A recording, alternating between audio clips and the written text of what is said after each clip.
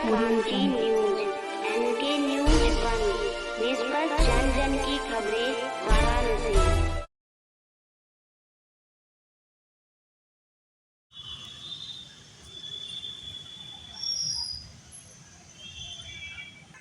हाँ सर, अपन परिचय दीजिए। सर्वप्रथम मैं आप सभी का नमस्कार करता हूँ। मैं डॉक्टर चारुदत्त पिंगले, राष्ट्रीय हाँ सर, आप अपन परिचय दीजिए।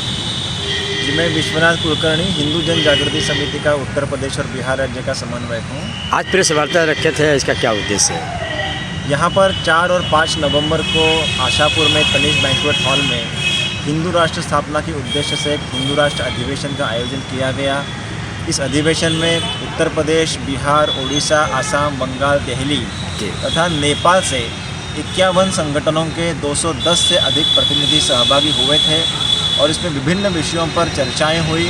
मुख्य रूप से आने वाले 2024 के लोकसभा चुनाव के दृष्टिकोण से सभी संगठनों ने राजनीतिक दलों के लिए अपना एक मांग पत्र तैयार किया है और जो राजनीतिक दल इस मांग पत्र पर कार्य करेगा उसी को हम समर्थन देंगे।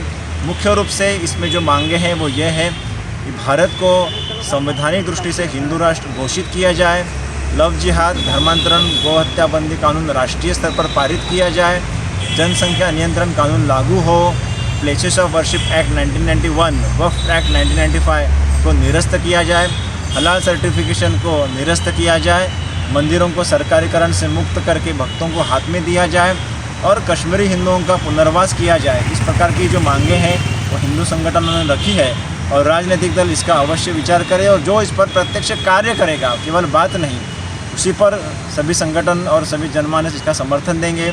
इसी के साथ साथ सनातन धर्म की जो अभी बदनामी चल रही है उसके विरोध में इस दिवाली से मैं सनातन धर्म रक्षक एक अभियान हम शुरू कर रहे हैं और उस माध्यम से सनातन धर्म के बारे में जितने भी द्वेषमूलक वक्तव्य होंगे उसके विरोध में पूरे भारत भर में विरोध प्रदर्शन होगा और सनातन धर्म की विशेषताएं क्या हैं इसके जागरण के लिए व्याख्यान कार्यक्रमों का आयोजन होगा।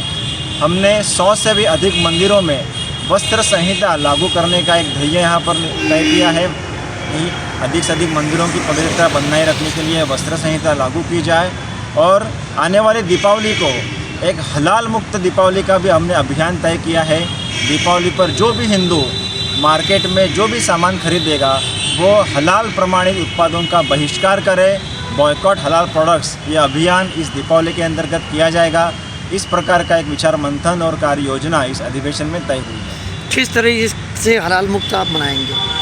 जी, इसके दृष्टिकोण से जितने भी आयाम उपलब्ध है, सोशल मीडिया पर है, लोक जागरण है, पत्रकों का वितरण है, अधिक से अधिक जनमानस तक ये हलाल अर्थव्यवस्था का जो भीषण संकट इस अर्थव्यवस्था पर आया है इसका जागरण किया जाएगा।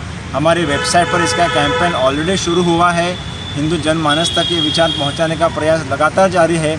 अधिवक्ताओं के बीच, व्यापारी वर्गों के बीच, मंदिरों के बीच सभी जगह पर इस विषय को लिया जा रहा है और हिंदू समाज इस विषय को और अधिक लोगों तक पहुंचाए और हलाल प्रमाणित उत्पाद का पूरे तरीके से 100% बहिष्कार करें।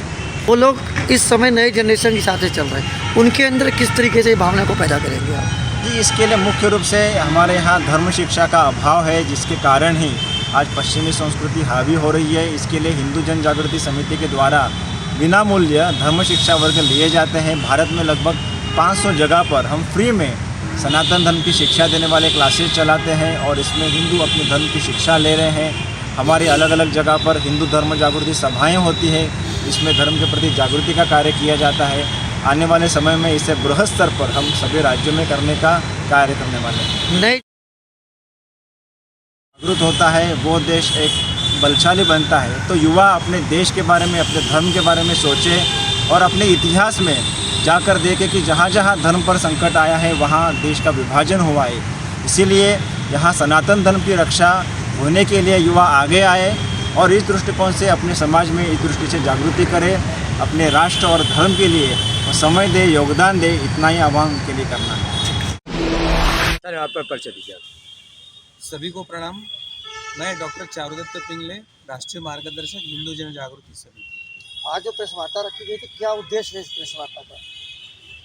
गत 4 और 5 नवंबर को इस पवित्र काशी विश्वनाथ जी के काशी नगरी में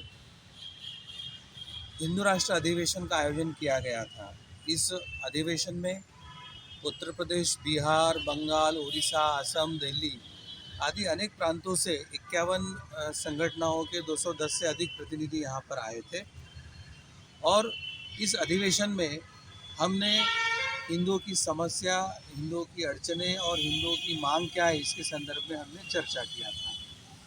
इस अधिवेशन ने इस बार सभी पॉलिटिकल पार्टियों के समक्ष अपनी चुनावी मांगे, अपना मतपत्र रखने का निर्णय लिया है।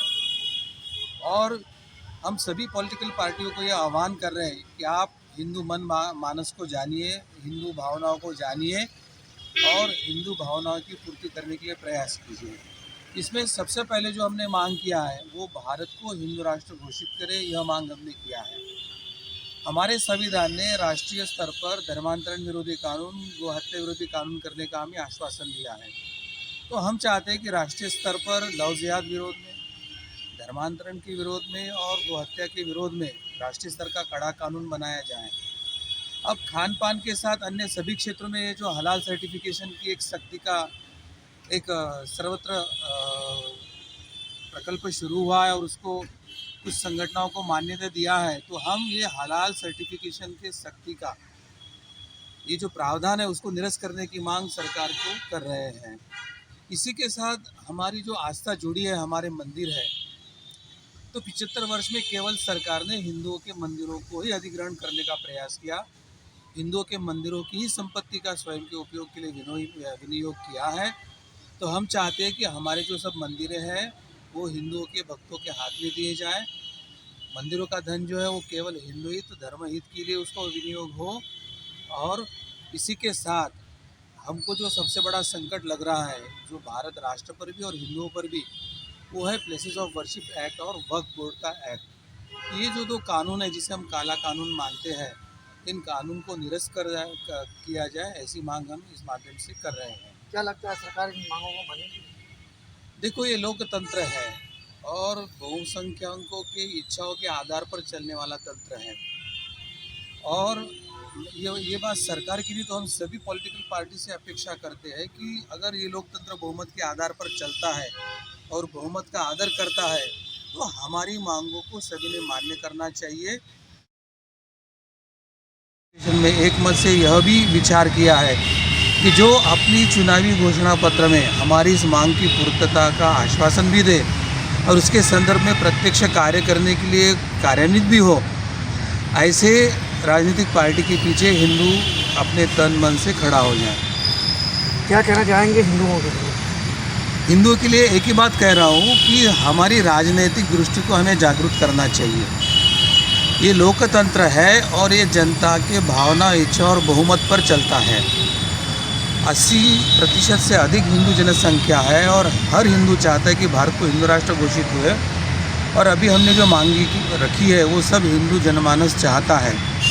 तो आप अपने मतदान के शक्ति के तंत्र पर सभी पॉलिटिकल पार्टियों को बाध्य करें कि वो इस बातों को अपने चुनावी पत्र में ले और जो प्रत्यक्ष आपकी इच्छा पूर्ति के लिए प्रयास करते हैं उसके पीछे आप खड़े हो। भारत को हिंदू राष्ट्र घोषित करने के लिए डॉक्टर गीता रानी ने एक मुहिम चलाई हुई है जिसमें वो करीब 10 करोड़ लोगों का हस्ताक्षर करा रहे हैं। उस संदर्भ में क्या कहना चाहेंगे? बहुत अच्छा अभियान है। हमने 2012 से ये हिंदू राष्ट्र स्थापना का अभियान प्रारंभ किया है।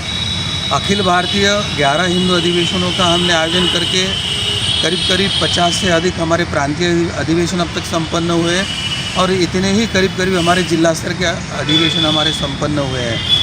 अब इस अभियान में अलग अलग क्षेत्र से लोग जुड़ रहे हैं, तो हमें लगता है कि ये जो विचार 2012 में हमने रखा है तो उसको और सुदृढ़ता से हमें समर्थन मिला है। मैं बहुत उनका अभिनंदन करूंगा और ये जो जनमानस का भाव है उसको पुष्ट करने वाला आंदोलन है, हम सभी इसका समर्थन करते हैं। लीडर क्रांति न्यूज।